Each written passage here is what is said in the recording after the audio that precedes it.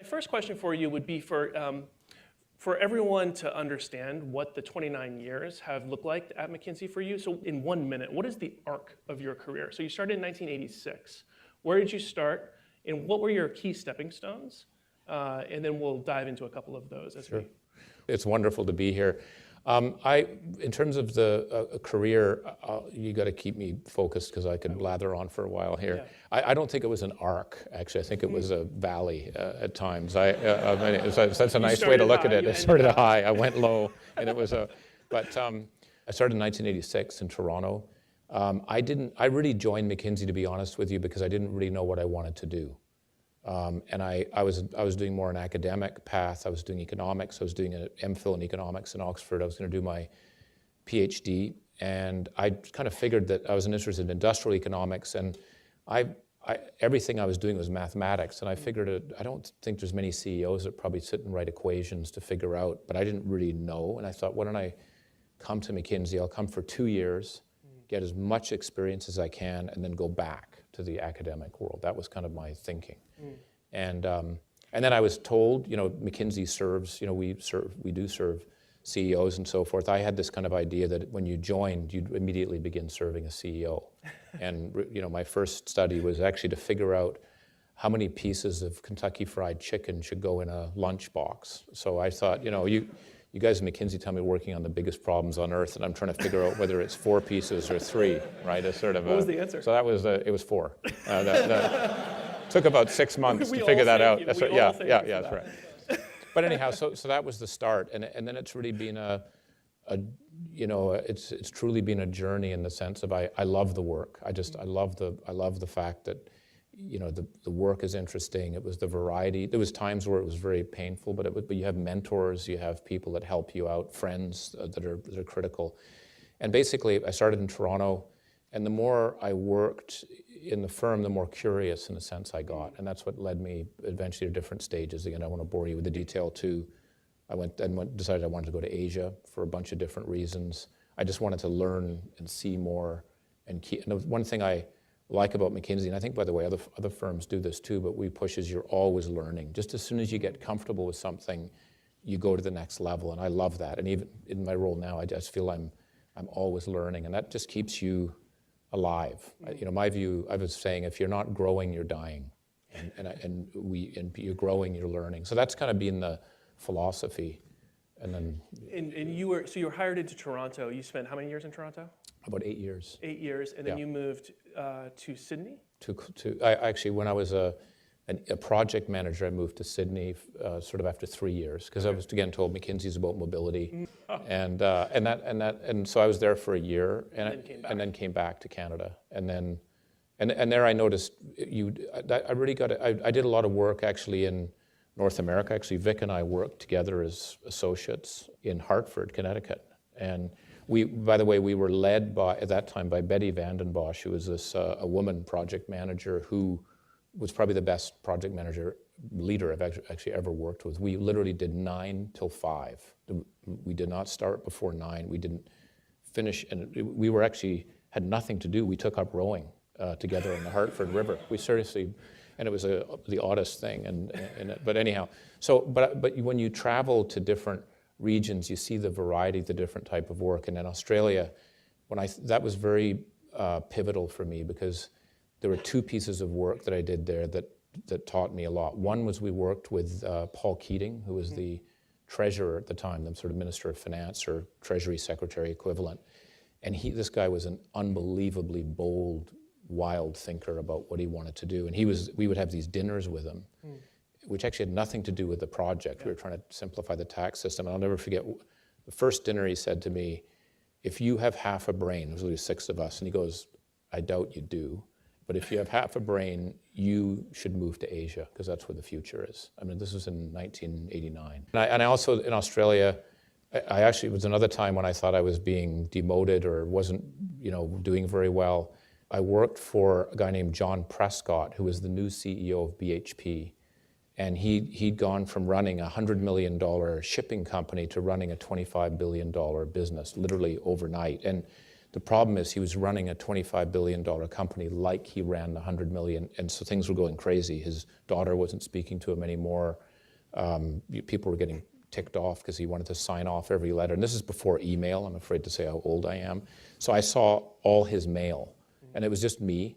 That I worked basically with his secretary for 3 months, and I learned so much about what a CEO's job is like. Because I saw everything, absolutely everything he did.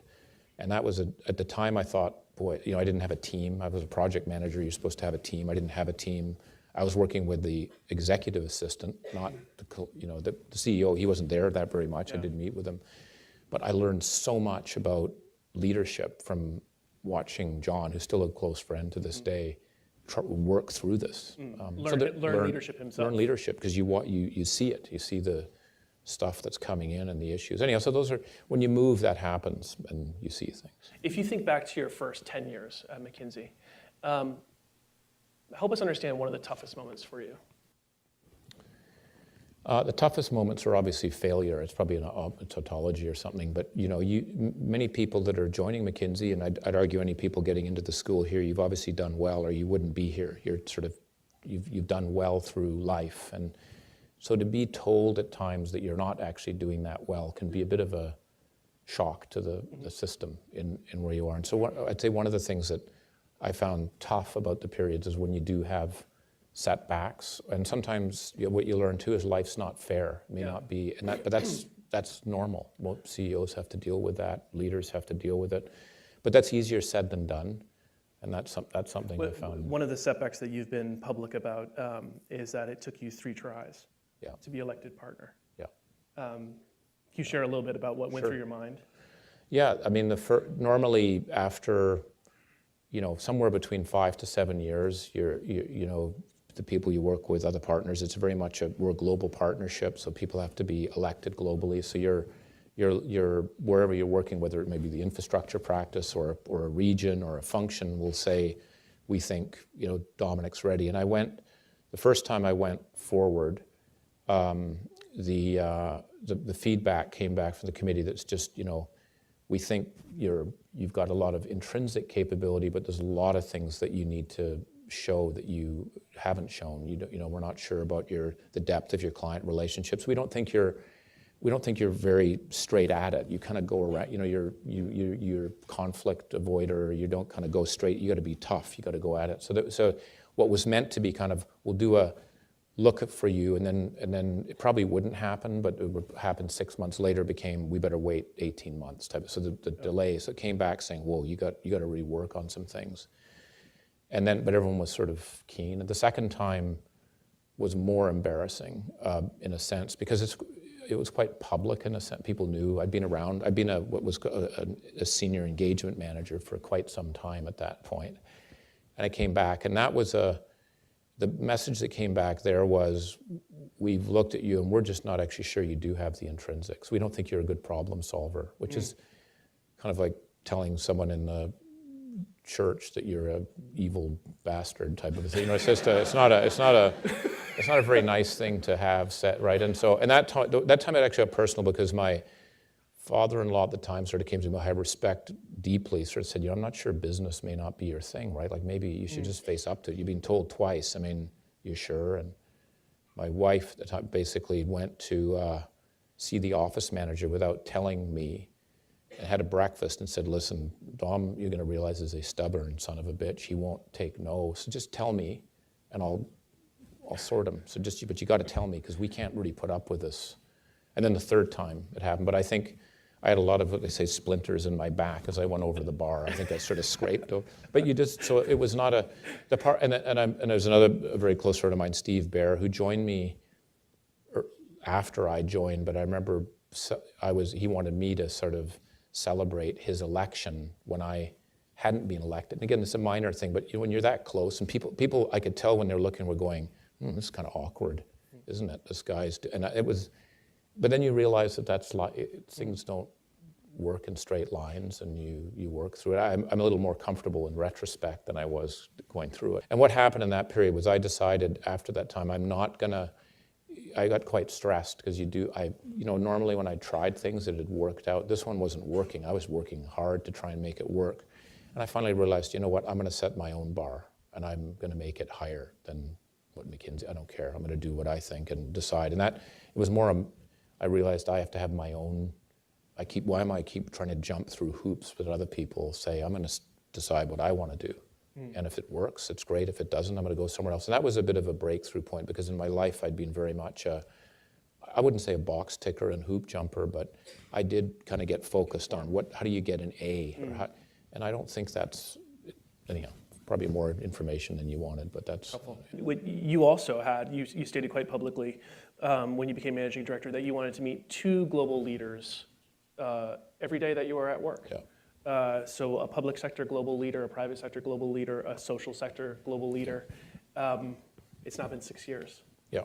Have you been able to live up to that ambition, and Yeah. what have you learned from that? It's a habit. I mean, as you said before, I'm a sort of student of leadership, so I like to, it's an amazing opportunity in this role. I said I could be a monkey with a webcam. It's not about me, but you get to meet incredible people. I joined McKinsey, as I said at the very beginning, to do external. I was interested in the work and having an impact, making it, all that stuff. That's what drives me. I didn't want to be doing internal work. I always say to our guys, do you want to be the treasurer of the ski club, or do you want to ski? I actually like skiing, and so as part of the rule was, it wasn't 2 global, it was 2 CEOs or government leaders a day. And that means, by the way, if I can't meet them physically, I phone them, right? And so I've done that every day for the last 6 years.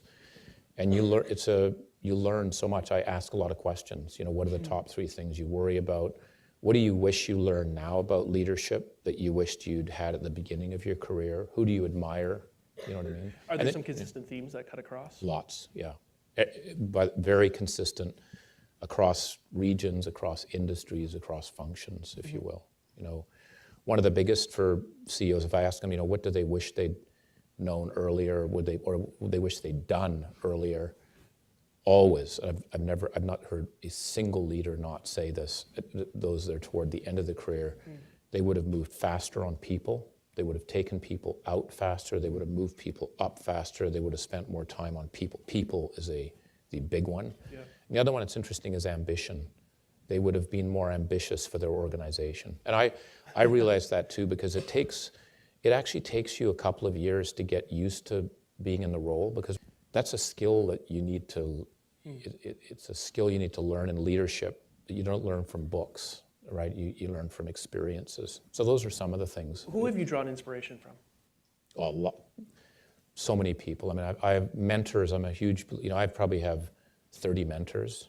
Half of them are McKinsey people, half of them are clients.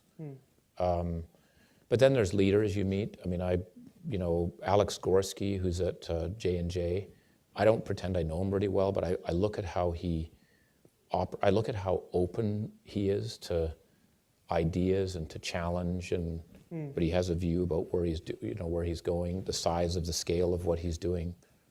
Final question for you. Yeah. So we have students in this room that are anywhere from 18 to probably 35, and they're thinking about their careers. If you were to offer your advice from your position, what is the advice that you would give to the folks sitting here?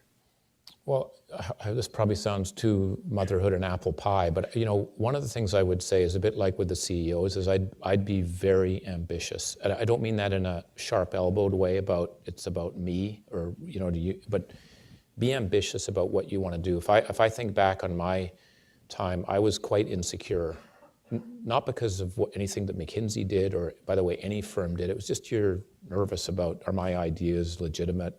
Do I have to wait a little while longer? Part of the reason I wanted to join McKinsey, I didn't want to wait till I was this old to make decisions. I wanted to get moving early. But I would be quite ambitious about what you want to achieve. How do you want to distort the earth, hopefully in a positive way? Really think about that. It's like an egg. Polish that egg. Don't make a big deal about it and say I want to be this or that, but work it. So I think being ambitious is very important. I think the second one, and this is again where I get to, is take risk. And that's easy for me to say, but take risk. And the important thing is you got to pick yourself back up. You have to be resilient. That's part of life. But many people are afraid, even in I would have this about moving to a different country. People go, oh, if you do that, it's going to delay your career. You're not sure what's going to happen. We do all sorts of crazy stuff to each other, right? And I often find sometimes it's your friends that are the most conservative. Oh, you be careful about doing, you do that, that might not happen. And I think so take risk. And talk to people about the risk you're taking. To get views on it, but then go for it. And if you're not pushing yourself, so it's a little bit you're just like whoa, then I don't think you're fulfilling your potential, because you would not be here if you don't have massive potential. And so those are two things I'd say. Yeah. Yeah. Thank you.